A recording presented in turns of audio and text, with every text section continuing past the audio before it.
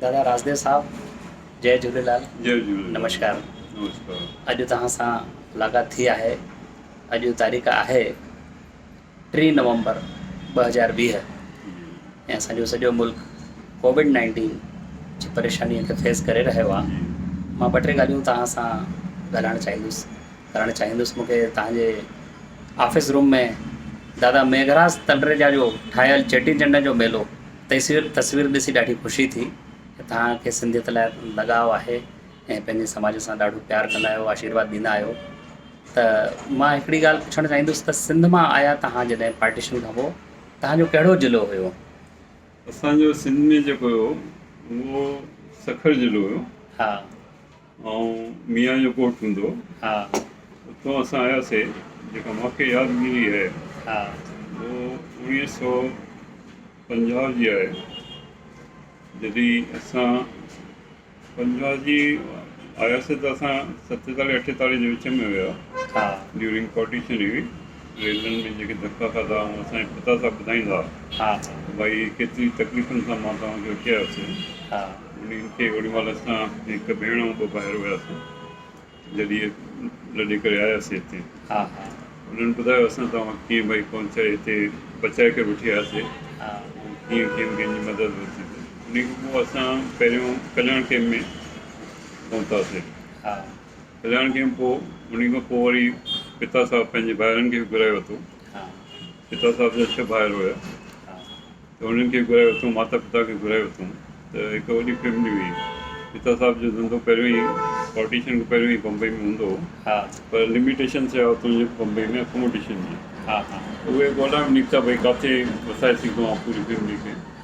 त उहे 1950 में हिते भोपाल पहुता। जॾहिं भोपाल मर्ज थियो हिंदुस्तान में, हा। हिते पहुता। हिते ॾिठो भई पोटेंशियल आहे हिते सुठो, त उहे हिते पहिरियों पाण अची सेटल थिया। हा। उन खां पोइ वरी हाणे भाइरनि खे माता साहब पिता साहब खे वठी आया, भाइरनि खे वठी आया। ईअं कंदे कंदे वरी पिता साहब जे 5 चाचा हुया, हा। उन्हनि खे वठी आया हिते। हा। ईअं करे उन्हनि हिते ॾाढो पंहिंजो सॼो सेटल परिवार कयो। अची ऐं सॼो परिवार हाणे वेल सेटल्ड आहे। उन्हनि जा ॿार वेल सेटल्ड आहिनि, सभु ॾाढो सुठो हुयो। उन्हनि असांखे इहो सेखारियो, मूंखे यादि आहे जॾहिं मां 6 में पढ़ियां पियो, हा। त असांजे स्कूल में हिकिड़ो फॉर्म ॾिनो हुयो रिफ्यूजीस के लिए स्कॉलरशिप। अच्छा। त मां खणी करे पिता साहब वटि आयुमि। हा। उन्हनि चयो हे रिफ्यूजी जो फॉर्म भरिणो आहे, हिन में स्कॉलरशिप मिलंदो। त उते जंहिं महिल फॉर्म ते लिखियलु हुयो रिफ्यूजी शब्द उन फॉर्म ते, हा। त मुंहिंजे फादर पिता साहब खे गुस्सो आयो, एतिराज़ थियो। उन्हनि फॉर्म वठी करे फाड़े करे फिटी छॾियो। वॾी ॻाल्हि आहे, वॾी ॻाल्हि आहे। इहो पंहिंजो आत्मस्वाभिमान ऐं चयईं त भई पंहिंजे प्रिंसिपल ऐं पंहिंजे टीचर खे वञी चइजांइ भई मां तोखे त पढ़ाए सघंदो आहियां, ॿियनि ॿारनि खे बि पढ़ाए सघंदो आहियां। महिनत सां, पंहिंजी कमाई सां महिनत करे मां पढ़ाए सघां। तंहिंजे करे मूंखे रिफ्यूजी स्कॉलरशिप न खपे, हिन जी ज़रूरत न आहे। जबकि उन टाइम त आर्थिक मुश्किलातूं ॾाढी मुश्किलातूं हुयूं, पर पंहिंजो स्वाभिमान न छॾियो। स्वाभिमान न छॾियो। उन खां पोइ जेको उन खां मूंखे आयो स्वाभिमान, उन्हनि जी देन हुई। इहो हिकिड़ो एग्ज़ाम्पल हुयो तव्हांजे साम्हूं। एग्ज़ाम्पल हुयो। मां हिकिड़ो प्रेज़ेंट कयो एग्ज़ाम्पल, मां उन खे वरितो, फॉलो कयो ऐं उन खे फॉलो कयो। उन खां पोइ ई मां में आत्मसम्मान ऐं आत्म स्वाभिमान जी हिकु इम्पोर्टेंस रही। मां उन खे अपनायो ऐं अञा ताईं मां अपनाईंदो आहियां। मां माण्हुनि खे चऊं I am Sindhi, I am proud to be Sindhi. इहो हाणे न चवंदो आहियां, मां तॾहिं बि चवंदो हुउमि। मूंखे यादि हुयो मां फस्ट ईयर में बीकॉम पियो कयां हमीदा कॉलेज में, त उते हिकिड़ो मिस्टर हेमराजन हुयो, उहो बि हुते पढ़णु आयो। अच्छा। त मार्च फरवरी खां पहिरियों जॾहिं एग्ज़ाम थींदा आहिनि त असां वेही करे सिंधी में ॻाल्हायूं पिया। त हिकिड़ो टीचर आयो जेको लेक्चर हुयो, उन मूंखे सिंधी में ॻाल्हाईंदे ॾिठो। मूंखे चए राजदेव जी आप सिंधी बोल लेते हैं? त मां चयोमांनि I am basically Sindhi, I am Sindhi. सम्झे, राजदेव सरनेम लिखूं कंहिंजे न मां नथो विश्वास कयो वञो, छो जो पहिरियों जेका लैंग्वेज हुई हिंदी ऐं सिंधी मिक्स हूंदी हुई, त उन पतो पवंदो भई हीअ सिंधी आहे। पर मूंखे नंढे हूंदे खां अलाए छा हेॾी दात मिली, मां चङी तरह हिंदी ॻाल्हाए सघंदो। अञा कोई बि न सरनेम राजदेव त कोई सम्झंदो, पर मां चयुमि न। तॾहिं चई अच्छा, मां आई एम प्राउड ऑफ दिस। ईअं ई 9th मां जॾहिं पढ़ंदो हुउमि उहा स्वाभिमान उन स्कूल में जीअं मूंखे 5-6 में ॾिनो रिफ्यूजी तौर उन में हिकिड़ो मुंहिंजो टीचर हुयो उन हिकु कमेंट कई सिंधी ते हा तो मां थी कर बीच में सर ये जो कमेंट आप कर रहे हैं हा ये ठीक नहीं हा समझे तो उन्हीं मां खे चयो न बदतमीज़ तूं न करियो त मुंहिंजा जेके दोस्त हुआ उन्हनि चयो था छो निकिरे हा हिन तव्हांखे चयो जो कमेंट तव्हां कयो आहे उहो ठीकु न आहे एडवर्स कमेंट एडवर्स आहे हा तूं हिनखे जवाबु ॾे त हुननि चयो उन चैनिंग खे कढी करे ॿाहिरि कई आख़िर पोइ उनखे रियलाइज़ थियो 3rd डे असांखे सभिनी खे घुराई समान पूरक पोइ पढ़ाईंदो रहियो इहो मां जॾहिं सिखियो त पंहिंजी सिंधियत जे लाइ मूंखे ॾाढो सम्मान आहे हा उन सम्मान जे करे मां हर हंधि पाण खे कोच कंदुमि सिंधी कंदुमि हालांकि माण्हू न सम्झंदा भई तूं सिंधी आहियां इन जो ॿियो एग्जाम्पल त रखां मुंहिंजो फस्ट फ्रेंड हुयो CA मां बि CA हा थियुमि त उन जी शादी थी वई हा त मां उन जे घर मिसिस खे वठी वियुमि 3 सालनि खां पोइ हा त हालांकि उन दोस्त जे घर त मां ऐं मिसिस वेंदा ई रहंदा हुआसीं त उन ॻाल्हाईंदे ॻाल्हाईंदे कंहिं पॉइंट ते चई यार तूं सिंधी जो सिंधी आहियां अच्छा त मां चयो मां बेसिकली सिंधी आहियां आहियां इन में कहिड़ो शक आहे भई तुंहिंजे रिपीट करण सां कोई मतिलबु कोन्हे हा हुन जी मैसेज वठी मूंखे चई भाई साहब तूं ईअं कीअं थो चएं ऐं हे ग़लति चवंदा तूं सिंधी जो सिंधी आहियां ऐं भाभी जी मां आहियां ई सिंधी हिन में कोई शक ई कोन्हे हा शक ई कोन्हे त मूंखे हमेशह प्राउड रहंदो कहिड़ी बि ऐं- एड्रेस सां मां जेको अगरि ग़लति चवंदो हा त मां उनखे प्रोटेस्ट कंदा प्रोटेस्ट कंदुमि हिकु मां एग्जाम्पल हुयो लायंस क्लब में हो हा उन लायंस क्लब में हिकु जैन हुयो उन ॿिए हिकु सिंधी डॉक्टर उनखे चई त चई यार तव्हां सिंधी जेको न पंहिंजो तव्हांजो कोई कल्चर ई कोन्हे अच्छा पंहिंजो तव्हांजो कोई स्वाभिमान कुझु हा बि उनखे त्योहार ॼाण न आहे ॼाण कोन हुई हा त्योहार हुनखे ॼाण कोन हुई त उहो जवाबु न ॾेई सघियो डॉक्टर त मां उनखे चयो मां जिन सभु सुनी तव्हां मोहन जो दौड़ जी ॻाल्हि ॿुधी हूंदी सभ्यता ॿुधी हूंदी सिंधी सभ्यता ॿुधी हूंदी या ॿुधी आहे मुंहिंजी केतिरी प्राचीन आहे तूं तुंहिंजे असांजा कोई त्योहार न आहे त तोखे ख़बर हुअणु खपे असांजा जेके बि हिंदुस्तान में 100 त्योहार मल्हाया वेंदा आहिनि डिफरेंट तरीक़े सां डिफरेंट स्टेट्स में उहे असां वटि ई डेवलप थिया असांजी सभ्यता जीअं अॻिते वधी उन्हनि खे 100 त्योहारनि मां जेके 10 वणिया या 5 वणिया उन्हनि खे पंहिंजो करे छॾियो एडॉप्ट करे छॾियो ईअं उहो वधंदा विया उहे 100 जा 100 हिंदुस्तान में विराइजी विया पर असांजा त 100 ई आहिनि न ॾिनल असांजा आहिनि त असां सेलिब्रेट कंदासीं त हुन हथ जोड़ मूंखे चयो की तोखे न पुछी थियो न भई सिंधियत ते तव्हां छा था सम्झो असांखे हे त तव्हांजे ख़ुशि करण लाइ असां कोई हुतां भॼी न आयासीं न हिंदुस्तान में विरहाङो थियो हिंदुस्तानियुनि जे भले जे लाइ जीअं घर वॾो थींदो आहे ॿिनि भाइरनि खे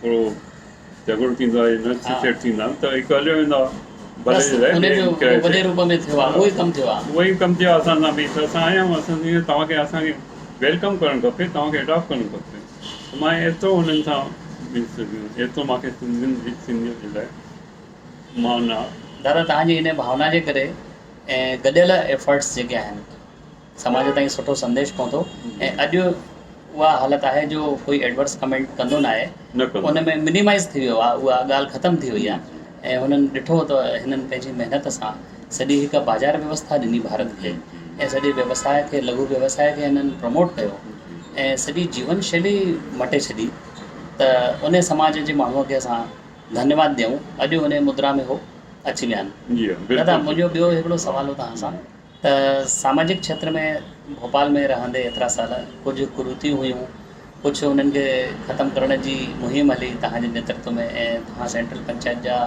आदरणीय अध्यक्ष बि रहिया ऐं पोइ बि तव्हांजा फॉलोवर्स तव्हांजे वीचारनि खे अॻिते वधाईंदा रहिया आहिनि त तव्हांखे लॻंदो आहे त असांजे समाज जी स्थिति जो एतिरो सुधार भोपाल में थियो आहे ऐं जेके कुरीतियूं हुयूं उहे ख़तमु थियूं आहिनि ऐं प्रोग्रेसिव थिया आहिनि माण्हू समझदार थिया आहिनि ऐं पंहिंजी सिंधी कल्चर लाइ ॿोलीअ लाइ प्यारु वधियो आहे संतुष्ट आहियो तव्हां बिल्कुलु मां संतुष्ट आहियां पहिरियों जहिड़ो हिते सिंधी हुया उन्हनि पंहिंजी ज़िंदगी धंधे में विझाई धंधे में लॻायो छो ज़रूरत हुई रोज़ी रोटी कपिड़ो मकान ईअं ई उहो थियो त मूंखे इतफ़ाक़ सां सिंधी सेंट्रल पंचायत जी बागडोर मिली ऐं तेसीं मां सीउ करे चुको हुउमि त मां पंहिंजे थ्रू समाज में इहो मैसेज ॾिनो त भई हिन महिल ताईं तव्हांखे धंधे जी ज़रूरत हुई, हा सम्झो न, उहो ठीकु आहे, हाणे तव्हां बिल्कुलु एस्टेब्लिश पूरा त न थिया हो पर हिकु लेवल ताईं थी चुका हो, तंहिंजे करे पंहिंजे ॿारनि खे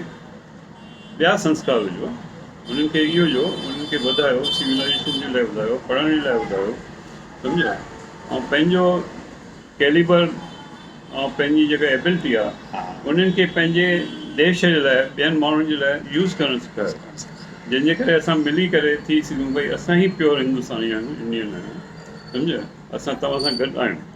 त उहो उन्हनि वॾनि जेके असां सां गॾु हुया, मां बुज़ुर्ग ई हूंदा, मां त नंढी उमिरि जा, पर मुंहिंजा जेके साथी हूंदा उहो मां कोई 10 साल कोई 15 साल वॾो हूंदो, पर उहो वीचारा मूंखे ॾाढी मदद कंदा ऐं एक्सेप्ट कंदा। त इहो मैसेज ॾिनो त इन मैसेज ते हली हली त होड़ियो असांजे समाज जेको आहे हींअर जेको डेवलपमेंट आहे उहो काफ़ी बदिली चुको आहे, सेटिस्फैक्ट्री आहे। असांजा ॿार जेके आहिनि उहे हाई लेवल ते एजुकेटेड आहिनि, गवर्नमेंट आहिनि, हर धंधे में फैलिजी विया आहिनि पढ़ी करे एजुकेशन इंजीनियर थी करे फैक्ट्री में जी शयूं, सम्झो, लॉ पढ़ी करे सुठा वकील ठही विया, CA पढ़ी करे काफ़ी चार्टर्ड ठही विया आहिनि, डॉक्टर्स ॾाढा आहिनि, हर माण्हू पंहिंजी फील्ड में हिकु स्टेटस मेंटेन करे रहियो आहे। त मां इहो मैसेज ॾिनो आहे भई इंडिपेंडेंटली ॿियनि समाजनि सां मिली करे जेके एसोसिएशन्स आहिनि असां प्रोफेशनल्स, चाहे उहो व्यापार जो हुजे, चाहे थोक कपिड़े जी हुजे, चाहे ॿियूं एसोसिएशन हुजनि, डॉक्टर एसोसिएशन हुजनि, असां पंहिंजो उहिदो रखूं था, कोई अध्यक्ष आहे, कोई ट्रेजरर आहे, कोई सेक्रेटरी आहे, लीडरशिप में आई आहे, उन में लिस्ट में आहियूं, त इहो हिकिड़ो असांखे अचीवमेंट आहे। उहो इन सां ई आयो थो जेको असां हिते ॾिनो संदेश, भई महिनत कईसीं पंहिंजो हुनखे ऐं यूथ खे गॾु उहो ॾाढो डेवलप थींदा आहिनि अॻिते आहिनि। हाणे त मां ॾिसी वाइरो थी वेंदो आहियां जॾहिं मां पहुचंदो आहियां ऐं उन्हनि खे ॾिसंदो आहियां त ऐं जॾहिं उहो रिस्पेक्ट सां मां सां मिलंदा त मूंखे ॾाढी ख़ुशी थींदी आहे। न तव्हां जेको कमु कयो आहे दादा उहो हिकिड़ो माइलस्टोन वर्क आहे ऐं अॼु सॼो समाज उनखे स्वीकार करे थो। राजधानी में मध्य प्रदेश हिकिड़ो 5-6 जेके स्टेट्स आहिनि जिते सिंधी सुठी तादाद में आहिनि, उनजी राजधानी आहे भोपाल, ऐं हिते जेको समाज जो विकास आहे, इहो जेके सकारात्मक परिवर्तन आहे उन में तव्हांजो वॾो योगदान आहे, कंट्रीब्यूशन आहे। न इहो तव्हां चओ, उन लाइ सॼो समाज तव्हांखे धन्यवाद ॾींदो आहे ऐं मां त वाधायूं ॾींदुसि ऐं आशीर्वाद वठंदुसि। तव्हांजी मानता आहे, मां पंहिंजे समाज लाइ कोई शेवा कई आहे, उन मां सेटिस्फाइड आहियां। बसि दादा हिकिड़ी ॻाल्हि मूंखे तव्हां खां ॿी पुछणी हुई, जेका मुंहिंजी जिज्ञासा बि आहे, छो जो असांखे ओतिरो जीवन जो अनुभव कोन्हे जेको तव्हांखे आहे। हींअर कोविड-19 जी तकलीफ़ हली रही आहे, असां सिंधी भाउरनि जी जेका खाधे पीते जी परिपाटी आहे उहा घणेई माण्हू पहिरियां चवंदा भई उनजे करे कार्डियक प्रॉब्लम्स थियनि थियूं, डायबिटीज़ थिए थी, पर हींअर त असांजे समाज ॾाढे सुठे नमूने हिन खे फाइट कयो आहे ॿियनि समाजनि जी भेट में। त इहो इन जे पुठियां कहिड़ो कारण आहे? असांजी जागरूकता आहे या कंहिंखे तव्हां क्रेडिट ॾींदा? इहो असांजी जागरूकता हिकु जंहिं महिल असां पंहिंजो देश छॾे हिते आयासीं त ॾाढी तकलीफ़ थिए, सठी थिए, उन सां बि असां मजबूत थी वियासीं। ॿियो जेको असां वियासीं त असांजो जेको खान पान जो सिस्टम हुयो असां उन खे चेंज न कयो।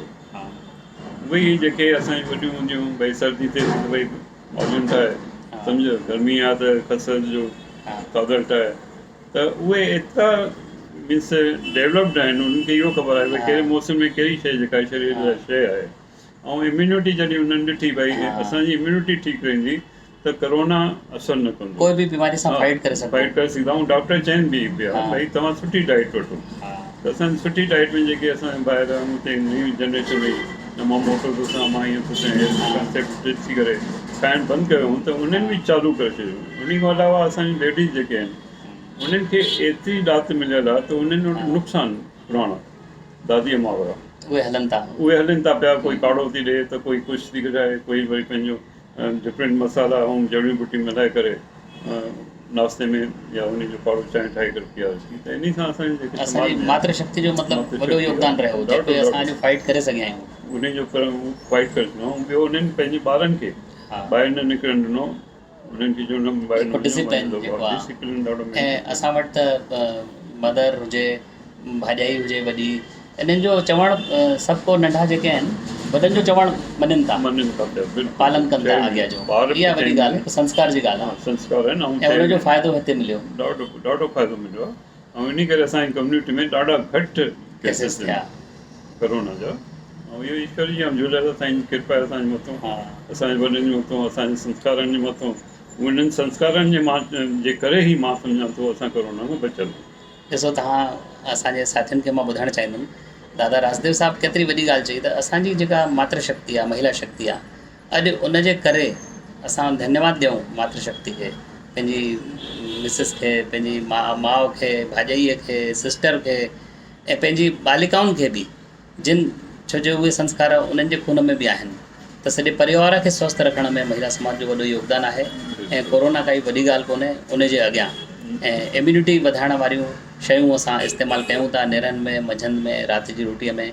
ऐं असांजे समाज जी हिकु ॾाढी सुठी परंपरा आहे जेका सिंधी कॉलोनीज़ में हुई, हाणे ॾाढी घटिजी वई आहे, त भाॼियूं एक्सचेंज कंदा हुया।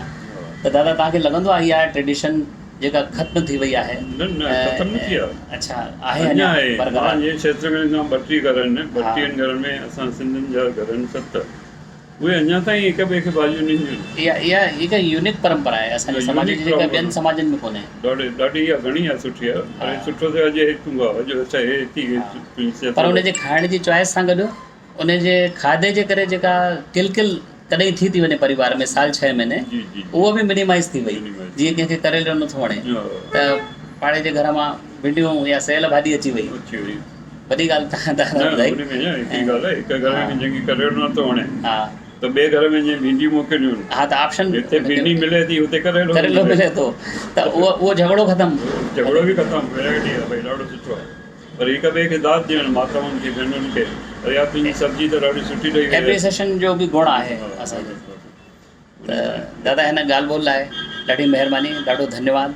ऐं चङे वक़्त खां तव्हां सां गुफ़्तगू कोन थी हुई, त मूंखे लॻो असां पंहिंजे साथियुनि खे बि तव्हांजा वीचार पहुचायूं हिन सोशल मीडिया जे प्लेटफॉर्म जे ज़रिए। ऐं हिकु दफ़ो वरी मां तव्हांखे थैंक्स चवंदुमि ऐं तव्हांजे आशीर्वाद जी कामना कंदुसि। मां तव्हांजो आभारी आहियां, तव्हां मूंखे मौक़ो ॾिनो, तव्हांखे ॿुधो, तव्हां हे जेको कमु करे रहिया आहियो ॾाढो सुठो कमु करे रहिया आहियो। उन सां असांजे समाज में हिकु जागरूकता हिकिड़ो सुठे मैसेज जो कम्युनिकेशन पहुचंदो युवा पीढ़ी ताईं। महिरबानी दादा, हरिओम, जय झूलेलाल।